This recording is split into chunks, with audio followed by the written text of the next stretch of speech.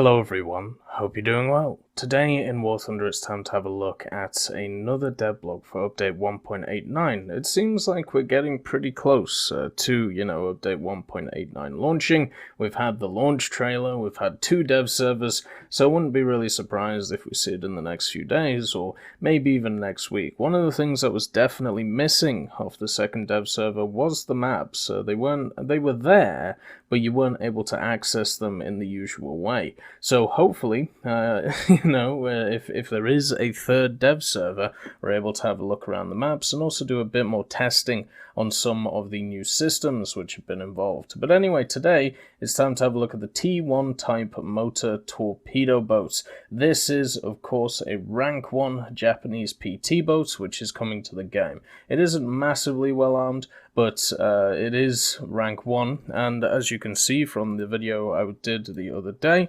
it is in rank 1 after the Type T14. It is the first boat that you'll be able to research alongside with the Type 5. You can either go down the PT boat line or you can go down the battle boat line. So the Type 5 opens up the battle boats, the AB Ties, the CH2 and the CH8, whereas the Type T1 opens up the Type T38, the Caro Tie Type 2, and the Sether or the Sether Tie Model 1. And for me personally, I've had a lot more fun in War Thunder at the lower tiers than I have at the higher tiers, and it's mainly down to PT boats like this. It is at 1.3, or at least was on the dev server in realistic, so this isn't going to be a high tier machine. But yeah, at lower tiers in Naval, I have found a lot of fun, especially with the Americans, with their PT boats, and the reason is because I prefer arcade, and in arcade you get torpedo reloads. This means that you can use torpedoes to corner off areas of the map.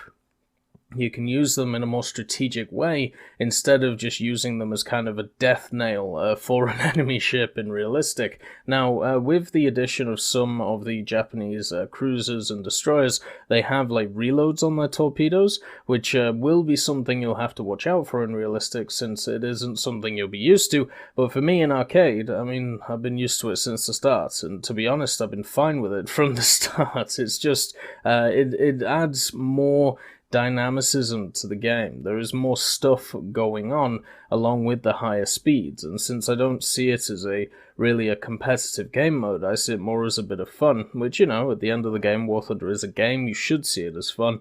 Therefore, machines like the T1 are really in my wheelhouse, where I'm sure a lot of people not so much. Now, this is a World War II machine. It was actually developed in 1939 in the 4th Construction Program, and it was used around, 1939 to 1942. Unfortunately, it was badly damaged, and then it was used as a training machine later in the war. One of the interesting things about the devblog as well, if you want to have a look at it, is the first line, or the first proper line of it, really doesn't sell it so well. Do not expect anything too special from the T1 type motor torpedo boats. Can you imagine while selling a product, the first thing you say is, don't look at all the bells and whistles. Just understand there's nothing special about this. Like it's funny in my head because I'm imagining like a car salesman just going, yeah, this is like the bog standard average. There's nothing too special about it. Can you imagine like a car salesman trying to do that? They'd never do that.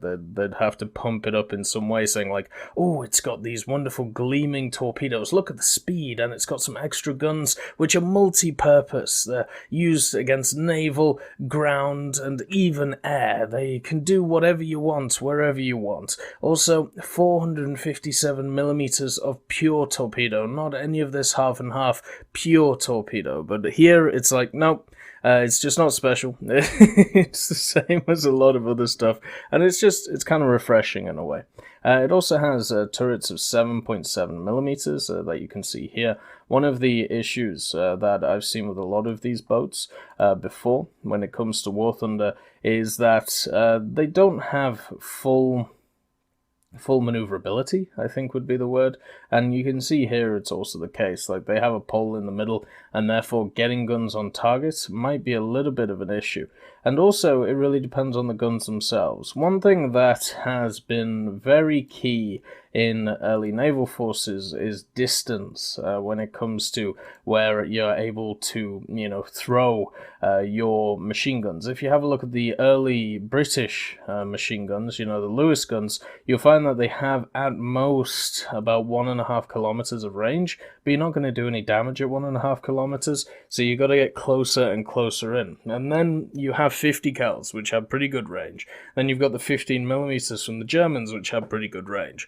And then you've got the Soviet ships, which also have okay range. So one of the very key things about low-tier naval is working out how far away from the enemy you can be to be able to do damage, but also keep yourself safe. In machines like the T1, you don't have a lot of crew, you have no armor. It is if you want to go into a gunfight and you end up against a bunch of battle boats, you're just going to lose straight out. So you've got to try and work out what is the best distance to engage them at, force 2-on-1s with, other allies, and also at the same time, with machines like this, you have to try your best to be able to keep that distance and try and hold them at bay while your torpedoes reload. And it's not the easiest thing to do, especially in this machine, because it only can go 38 knots, which seems, quite fast, but then you think about the G5, and you think about machines at low tiers, which this is going to go up against, and it is actually relatively slow by the end of it. But one thing that is nice after looking at this tech tree, which this was the second dev server tech tree, so it was slightly changed from the first one. You had more of these areas instead of just straight lines. The problem I'm seeing with a lot of boats, like the Type 11 and the Chikugo, especially the ones that we had a look at, is the fact that these machines are kind of out on a limb. You can't really build a lineup properly around them, and unless you have, of course, the premium, you can't really create a full-out lineup which isn't going to get annihilated by destroyers. So when we look at the lower tiers, it's much more refreshing to see that you can create a 1.3 lineup with these 3 boats, because remember, you can only bring 3 boats into one battle at once, you can only spawn in 3 boats, one battle at once, and even then, you can up to these to 1.7 with the AB ties or the Caro tie. There's a lot of options you can do with the Type T1, so it isn't massively screwed at its BR, because if let's say this thing was just a 1.0, then you'd have to up tier it a lot of the times into 1.7s, and it wouldn't feel very good. It would not feel great at all. So it is nice that you can create a 1.3 lineup around it, so you don't have to go into too many matches which are mainly 2.0 and 2.3 heavy. I'm sure when the Japanese come out, there'll be a lot of people grinding through these trees, and obviously people will find out the ones which are really good and ones which are really bad, and the Type T1 will be pretty much just a torpedo launcher. And for me, it is just nice that the fact that while if you do it early, grinding through the tech trees, you'll be able to play the Type T1 in a way which is very, very, confident. But as time goes on, if you're not able to get that jump on Japanese as soon as possible, I'm worried that it'll start getting up-tiered into the 2.0, 2.3 area, where we see some very strong ships which a lot of people use. Stuff like the BMO, the MO4, even the 80-foot Nasty comes to mind. And these are boats which I'm very worried about in the Type T1, because without that primary armament, which is either 50 cal heavy or some form of cannon heavy, you are limited, in the ways that you can actually approach the engagement.